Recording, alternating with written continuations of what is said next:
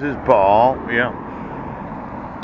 Uh, does anybody know what substituting a child is? Yes. And now I could look it up. Yeah. But I think it's kind of like replacing a child born to actual parents with something that looks like a child or maybe a different child. Yes. Now let's say you gave birth, and you're in the family, and you and that significant other decided to conceive a baby, and you're in labor. Okay. And they decide that, well, you're going to have an epidural. Pooch.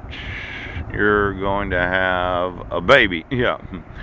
And then they replace it because they took the other two out and they happen to be test tube babies. Pooch. Now, you didn't actually gestate the dog, yes, in the womb of the woman, and then took the dog and replaced it with a person. Huh? Or did you gestate the person and you took it and you replaced it with the dog? Now, I know it's a big question, okay, but I'm just wanting to know what is substitution of a child? Yes. Now, there's the subversive acts. I would think, yes, that anything. Well, is it subversive to replace children with what? Well, obviously, women that didn't have twins or triplets, yes.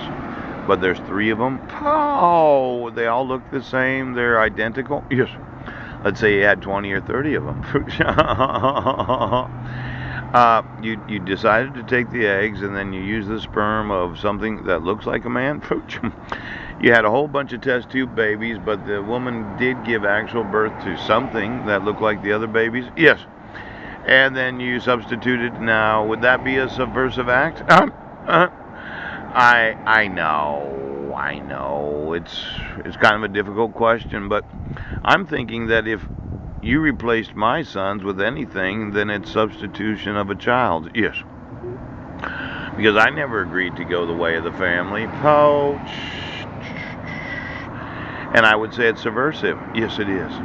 It's very subversive to replace any child of any citizen without their consent. Now, I know a lot of people got paid for that. Ouch. Now, the actual suspension of department Ooh.